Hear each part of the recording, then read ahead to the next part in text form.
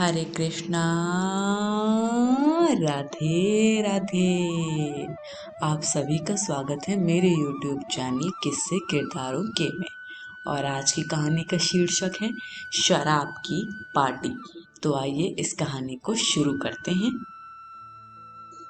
सूरज, सुरेश, रमन तीनों दोस्तों ने अलग से समीर को पार्टी करने के लिए कहा था। देख समीर, तेरे जन्मदिन पर शराब की बोतलें खुलेंगी, जमकर डांस होगा।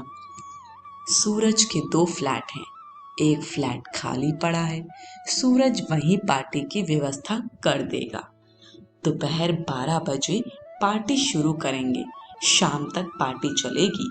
यह बात समीर को 2 दिन पहले ही सुरेश ने बता दी थी। समीर ने घड़ी में देखा तो दोपहर के 11 बज चुके थे। समीर माँ के नजदीक आकर कहने लगा, मैं जानता हूँ शाम को पापा मेरे लिए केक लेकर आएंगे।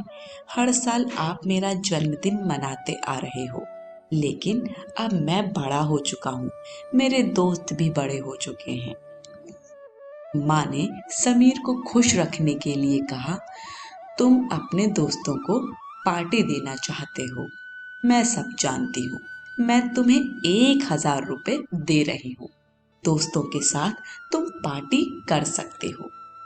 समीर का चेहरा उतरा देख माँ ने 1000 रुपए और देते हुए कहा, अब तो ठीक है, पूरे 2000 रुपए तुम्हें मिल चुके हैं। समीर को याद आया सुरेश ने कहा था, पूरे 5000 रुपए मांगना अपनी माँ से, तभी हम खुलकर पार्टी कर सकते हैं। समीर ने जिद करते हुए माँ को बताया, मुझे पूरे 5000 रुपए चाहिए। हम सब दोस्त खुलकर एंजॉय करेंगे, खूब खाना पीना होगा। तब माँ ने चिंता भरे स्वर में कहा, समीर बेटा, शाम को पापा भी तेरे जन्मदिन पर तेरे लिए तोहफा लाएंगे। समीर ने गुस्से से कहा, इसका मतलब तुम अपने बेटे से प्यार नहीं करती हो? तुम मुझे 5000 रुपए दे दो, यह बात पिताजी को मत बताना।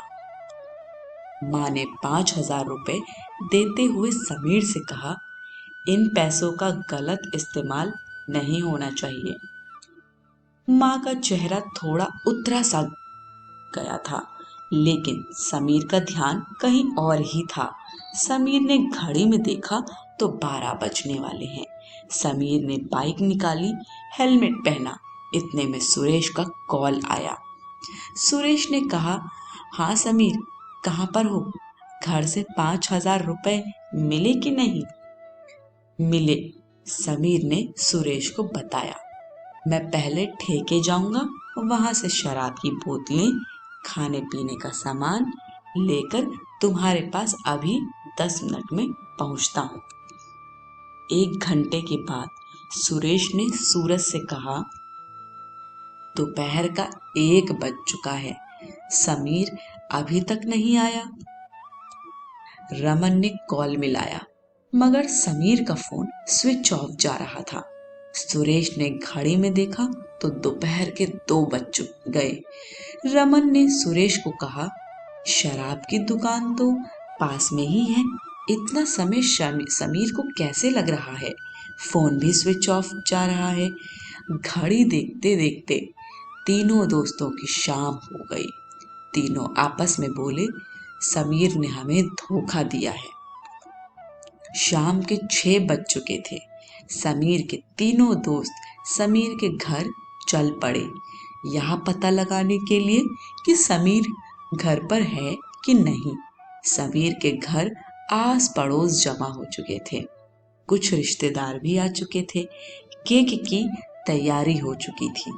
तभी समीर की माँ ने सूरज, सुरेश, रमन तीनों दोस्तों को आते देखकर कहा, समीर शायद तुम तीनों के पास गया था पार्टी के लिए, अभी तक समीर घर नहीं आया। रमन ने बताया, आंटी जी, 12 बजे समीर का कॉल आया था, वह कह रहा था रास्ते में हूँ, फिर उसके बाद कॉल स्विच ऑफ आने लगा। यह बात सुनकर घर में एकदम सन्नाटा छा गया। फ्लैट में खड़े लोग कुछ और सोचते इससे पहले तभी समीर दरवाजे पर आता नजर आया। सबने समीर को घेर लिया। समीर के पिता समीर का हाथ पकड़ के केक के पास ले आए। सब लोगों के मुरझाए चेहरे पर मुस्कान लौट आई। सुरेश ने पूछ लिया, समीर, तुम घर से 12 बजे निकले थे, अब शाम के 6 बजे आए हो, 6 घंटे से कहाँ लापता थे? माँ ने भी गुस्से से पूछ लिया। मैंने दोपहर को 5,000 रुपए दिए थे, तुमने उन रुपयों का क्या किया, सबको बताओ। तब एक पड़ोसी बोली, तुम्हारा बेटा समीर अब बड़ा हो गया है, गलत जगह पैसा खर्च करके आया है। इतनी बड़ी रकम तो हमने भी अपने बच्चों को नहीं दी। समीर बिगड़ चुका है। हमें तो शक है किसी लड़की बाजी में पैसे उड़ाकर आया होगा। कुछ रिश्तेदार तो मन ही मन आनंदित हुए जा रहे थे। आस पड़ोसी भी यही चाहते थे कि समीर से गलती हो। तभी दरवाजे से एक अधेड़ आदमी झांकता दिखा, फिर घर के भीतर आ गया। समीर के पास खड़ा होकर बोला, भगवान सबको ऐसा बेटा दे। दोपहर 12 बजे सड़क किनारे मेरी आंखों के आगे अंधेरा छा गया। मेरा दिमाग एकदम सुन्न हो गया। मेरा एक हाथ जेब में था। आते जाते लोग मुझे देखते फिर चले जाते।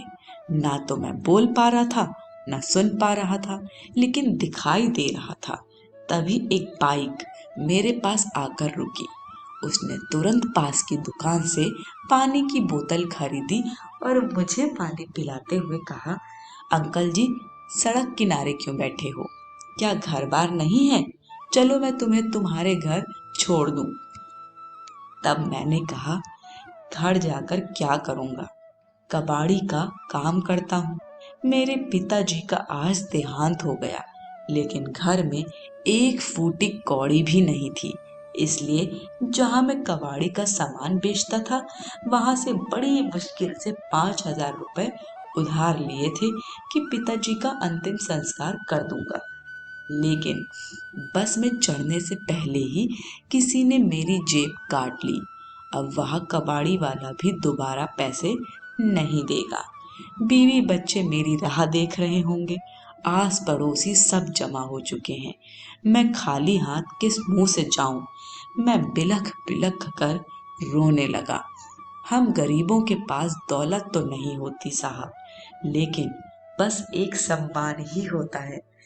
तब उसने मुझे मोटरसाइकिल पर बिठाया और मुझे मेरे घर ले गया। लोगों का जमावड़ा बढ़ता ही जा रहा था। मेरे घर आते ही मेरा छोटा बेटा दीपू बोला, पापा, तुमने रुपए लाने में इतनी देर क्यों लगा दी? पड़ोसी तरह तरह की बातें बना रहे थे।